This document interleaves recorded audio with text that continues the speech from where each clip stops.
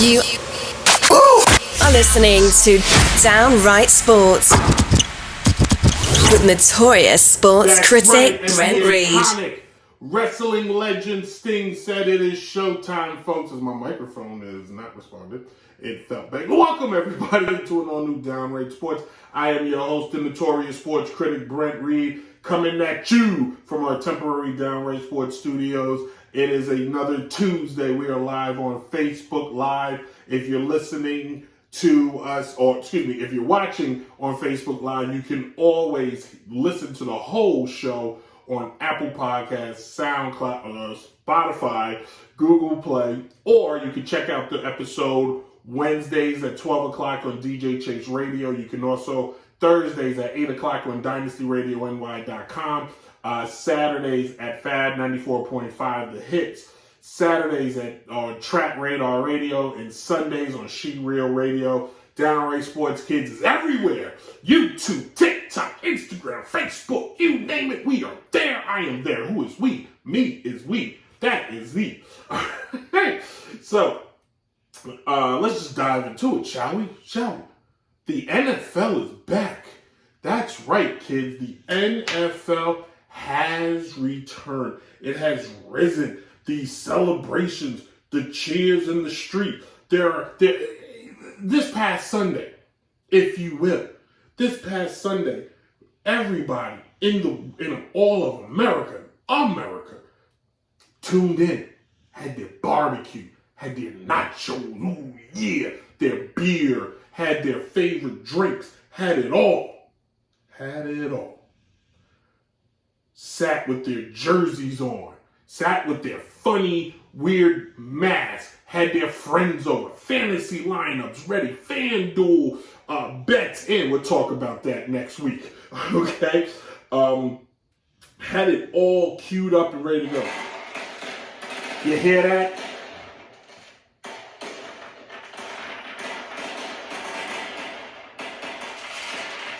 That's right, the fireworks were going off. The excitement was real as the NFL season actually kicked off last Thursday, for those of you keeping score at home.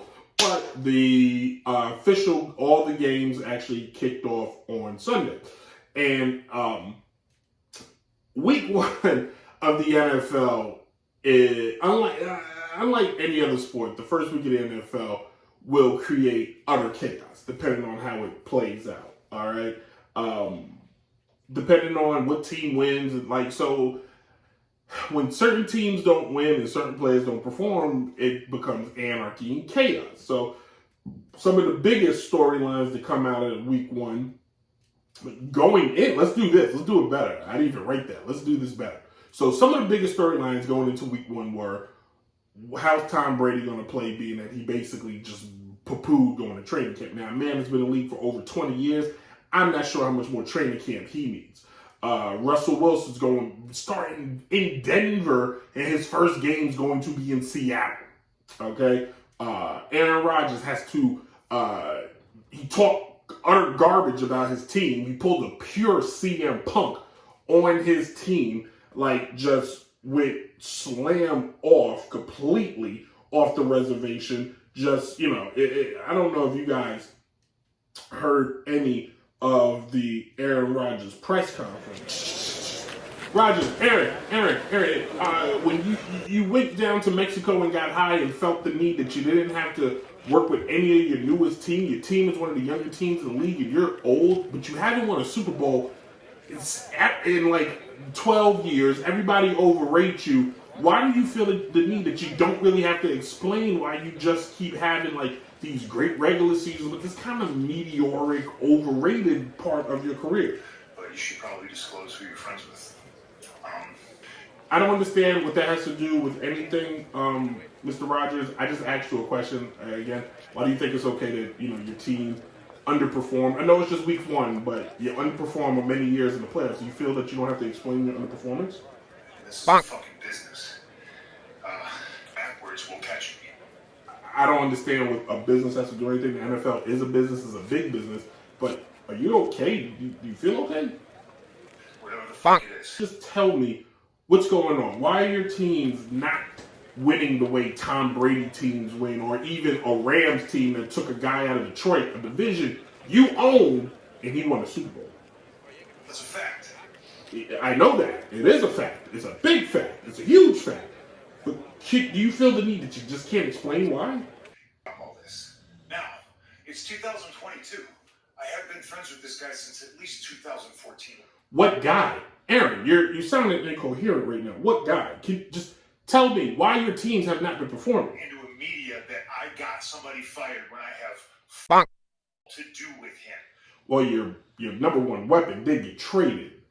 You had nothing to do with that? Want nothing to do with him. Do not care where he works, where he doesn't.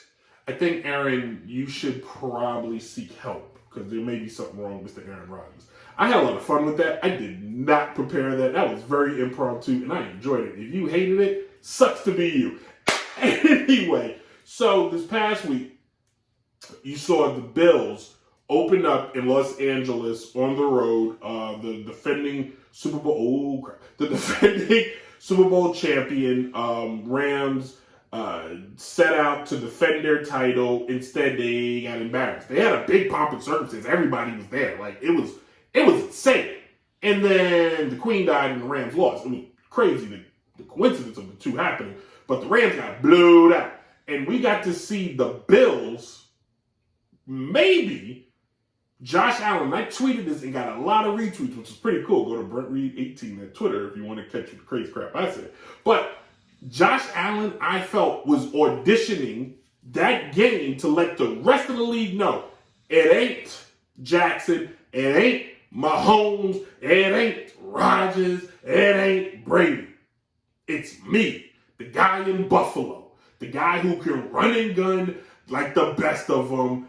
Give me it's my time. Now, I don't know, listen, when it comes to Bills winning Super Bowls, we do not, I repeat, we don't throw it out there, but goodness gracious, great balls of fire, they looked good, okay? They looked really good. We saw the Giants out of nowhere. I watched a lot of that Giants game.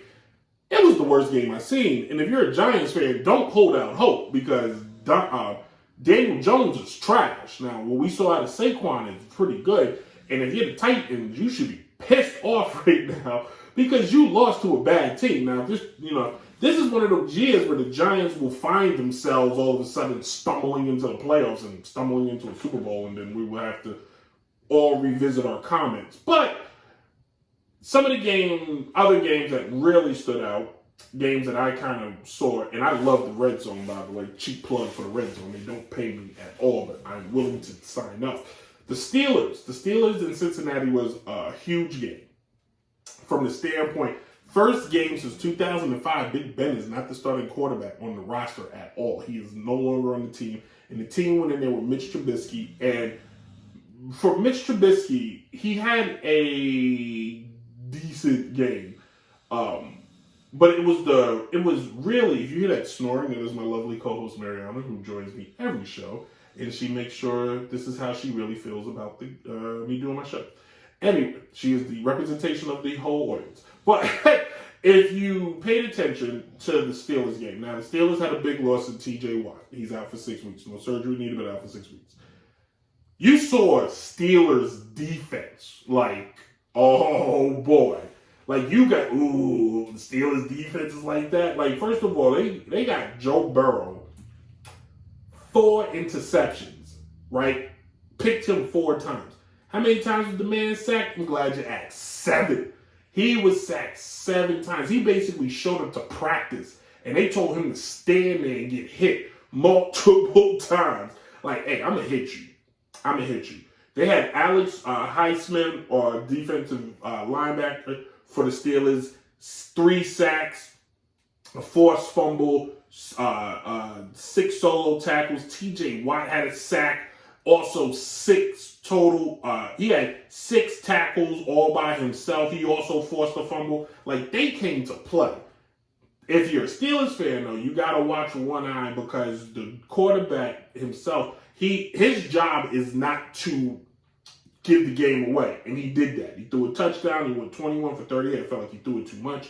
And he went 194 yards. The Steelers need their run game to work for this to work. Okay, they had Claypool only had 6 carries. Harris only had 10 carries. They're going to need more out of those guys if they think they're got a shot. Because I think looking at that Steelers defense, even with TJ Watt out, they got an opportunity. They got a shot. I hate wearing this shirt. I'm fat. But you saw the Dolphins kill New England. Matt Jones, who was a lot of people's like standout player last year for the New England Patriots, 21 for 30, touchdown, interception. He really didn't do a whole lot. I know everybody's like, ooh, Tololoa. Ty Tololoa. I'm butchering his name. Just like to Mitch Trubisky, they're to manage. They want him to win, but they're to manage. Okay, I'm sweating through this hat. I think it's got a white brim. Yeah, I don't want to get that dirty. I like that hat, but I'm sweating. A little inside side note. I got new lights. These things is bright. These things is bright, okay? And if you want to know how Tyreek Hill did, how about 6 yards, 1 catch? They better fix that. What we got to see here primarily wasn't an offensive explosion as much as we see the defense of the Dolphins. The head coach is not even a defensive guy. He's an offensive guy. The last head coach was an offensive guy. So the Dolphins are one of those teams you want to keep an eye on. Is it going to be the Bills, Dolphins for the AFC East, or is this, again, just week 1 and it's an anomaly? All right. We pay attention to one of the bigger games that came out that was yesterday. We're going to get to that. We're going to finish up with the Monday Night Football game. But I'm going to talk about my favorite guy, Aaron Rodgers, who we just did a parody of. And the thing that makes me laugh about Mr. Rodgers is the fact that we hear year after year, all the pundits, all the sports guys, they tell us how amazing and how good he is. It is just week 1. Teams tend to lose week 1. But if you told me that the Minnesota Vikings was basically going to skunk Aaron Rodgers in the Green Bay Packers, I would have said, what are you smoking? Rodgers went 22 for 34, 195 yards, and an interception. The sack 4 times. Minnesota may have shown how to get the guy. Rodgers, for one of the first times in his career, he really don't have any targets. He's got a lot of young guys, and he has to make them. And he started the year off dogging them. Aaron Rodgers, I think, has listened to too much of the talking heads and has bought his own hype. Aaron Rodgers has 1 Super Bowl. He has 1 more than some guys, but now he is tied with Matt Stafford, okay, for the amount of Super Bowls. He's also tied with Joe Flacco, who's the backup quarterback with the Jets. Your 1 says nothing when the guy down in Tampa has set the standard. All right, and if you're supposed to be the greatest or one of the best quarterbacks out there, I don't see it, and then burying your team doesn't help. So I'm curious to see. I'm real happy Minnesota won. My man Noah B got a big victory for him. Way to start it out. But Green Bay could be better. We know this. But wouldn't it be something? If this is the year we see the Packers kind of take a step back? Because they really didn't get anything to help the guy. Like, they didn't go out. There was tons of talent out there. They didn't get anything. So I'm curious. Let's see how this plays out. I want to see. Now, will they probably win the division? More than likely. Because if you think that Chicago win with something, don't get used to that. This was just week 1. Teams were playing really excited. A lot of teams were playing at home. Green Bay's probably going to win the division, but I can promise you they ain't going to the Super Bowl. And they probably will lose whoever they play in the first part of the playoffs. I put money on that. Now, Russell Wilson returned home to Denver and got booed, rightfully so. Seattle took a chance on a guy that was supposed to be playing baseball, all right? Now, he's proven to be a pretty good quarterback in Seattle. See what I did there? He's got 1 Super Bowl, tied with Aaron Rodgers. Went back to another Super Bowl, but they chose to throw the ball, then run the ball. They were on the 1-yard line. They don't say that about great quarterbacks like Tom Brady, Brett Favre, Aaron Rodgers, Peyton Manning. Name it. Name the great quarterback, and if they choose to throw it, nobody second guesses. They'll go, You took the ball out of his hand. Now, granted, yes, the rule of thumb is you got Marshawn Lynch in the backfield. You probably should just give him the ball. But they did it, and he has not been back to a Super Bowl since. Since that defense has been taken apart and aged out, for some reason in his mind, he felt he was the team. And the team has had a little success, but not a lot of success. He wanted out, and he got out. And he got to Denver, a team that has not done anything since Peyton Manning retired. And for some reason in his brain, he thinks he's going to be the missing link to a team that has not been relevant or good since Peyton Manning retired. Yes, on Monday night, he got shown the business.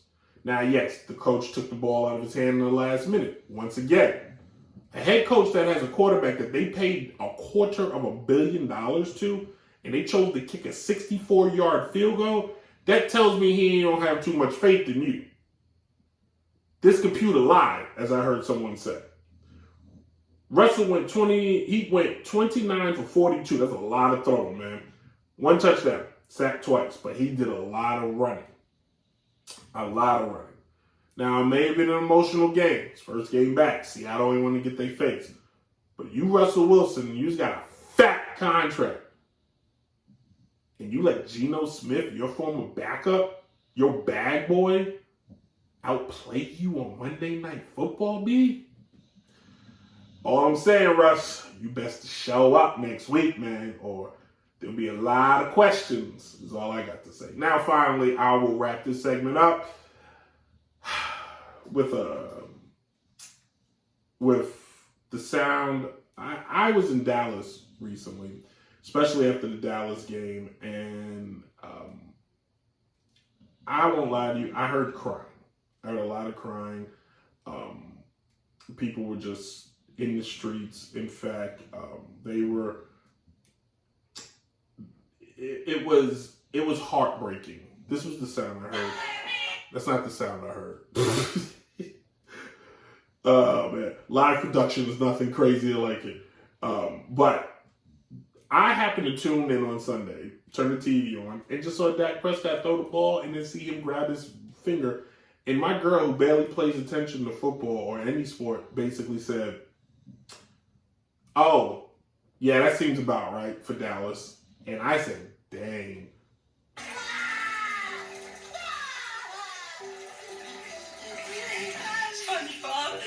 As every Cowboy fan in America right now, don't cry. Don't. I hope the best for Dallas, but I asked the question, is Jimmy G on the way? And if not, Jerry Jones don't really want to win a Super Bowl. I'm just saying, did I cover everything? I think I covered everything. I'm pretty sure I covered everything.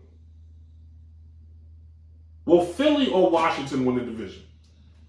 This is one of them years Philly or Washington's going to win the division. And Carson Wentz actually had a fairly decent game, actually. He had like over 300 yards and 4. Did he have 4 touchdowns? I wrote that down somewhere.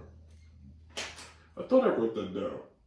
But I'm pretty sure Carson had a pretty strong game. I'm sure I can look it up, but I don't know.